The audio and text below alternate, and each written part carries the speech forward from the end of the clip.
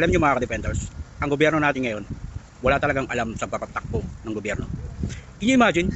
Simpleng krisis lang, hindi pa masolusyonan. Simpleng hinaing ng mga driver, hindi pa masolusyonan. Di ba? Isipin mo yun, napakasimple lang hinaing ng mga driver. Kailangan nila ng ayuda, kailangan nila ng income kada araw. So ang problema lahat ng transport sector, yung pang-araw-araw nilang income. So kahit may ayuda at kung mataas naman ang presyo ng langis, bilihin, baliwala rin yun sa kanila. Hindi rin sila magiging, di ba?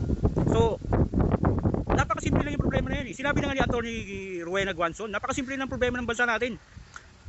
Simpleng crisis lang yan. Kung talagang gusto niyo solusyonan, susolusyonan niyo yan, di ba? Unang-una, naglabas ka ng pondo na 21 point something billion para sa transport sector. Pero anong ginawa mo? 2.49 billion lang ang binigay mo pang ayuda sa mga driver o sa buong transport sector. Pero yung the rest, nilagay mo sa DPWH, yung 18.65 billion nilagay mo sa DPWH. Can you imagine? Kung talagang gusto mong solusyonan yung kinakaharap ng crisis natin ngayon, hindi mo ilalagay yung 18.65 billion sa DPWH para sa infra project. Dahil panigurado yan, ayan na naman ang pagsisimulan ng korupsyon. Diba? Kung nilagay mo yung buong 18.65 billion na yan sa transport group o sa sektor ng transportasyon, wala kang crisis na kakaharapin ngayon. Sadyang wala lang talaga kayong alam, hindi nyo kaya magpatakbo ng gobyerno. Ganun lang kasimple yun. Tapos, ang ginawa nyo pa, imbis na tulungan nyo yung mga driver, na dapat, ang ginagawa nyo, kayo ang sasagot ng gasolina nila at kayo rin ang magbibigay ng sahod sa kanila, walang magiging problema ang mga commuters natin. Sagutin nyo yung gasolina nila, walang magiging problema yung mamamayan. Wala tayong magiging crisis. Sinabi na ni Atty. Rowena Guanzon yan, ganyan lang ang pwede nyong gawin.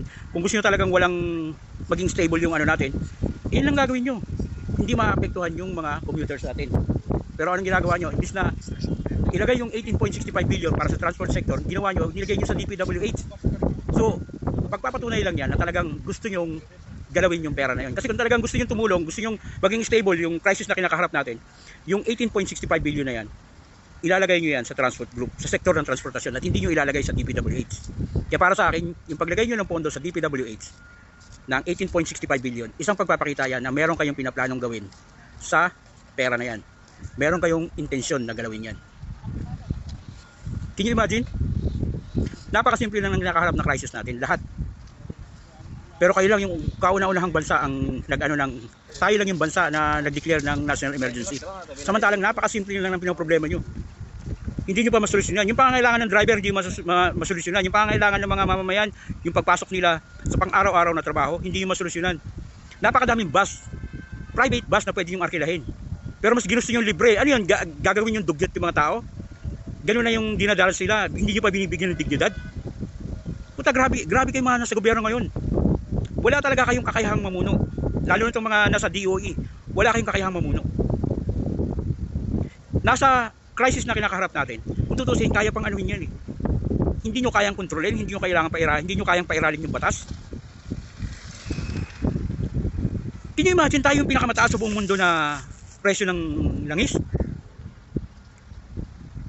Na dapat hindi pa naman dapat magtataas yan dahil yung mga nakaraan pang ano yan, nakaraan pang mga nakaimbak yan, hindi yan bago. So dapat control pa rin yung presyo yan. Pero wala kayong ginagawa. Inutil kayo lahat sa gobyerno. Baga, hindi nyo na nga binibigyan ng maayos na serbisyo yung mamamayan.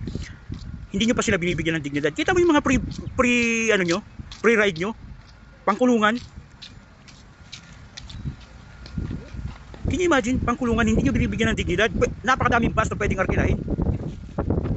Tapos yung mga transport driver na humihingi lang sa inyo ng konting tulong para sa pang-araw-araw nila, hindi nyo pa masolusyonan. Tama yung sinabi ni Atty. Rowena Guanzon, 1,000 a day lang at libre nyo yung gas nila. Walang magiging problema yung mga commuters, yung mga papasok sa opisina, yung papasok sa trabaho, pagpasok at pag-uwi, walang magiging problema. Pero anong ginagawa nyo? Hindi nyo sila tinutulungan kasi mas inuuna nyo yung impeachment ni VP Sara kasi natatakot kayo na kapag siya nanalo, kulungan ang bagsak nyo. Ganun lang kasimple yun kung bakit yung ginagawa yan. Wala kayong alam sa papatakbo ng gobyerno. Hindi nyo kayong solusyonan yung napakasimpleng krisis lang.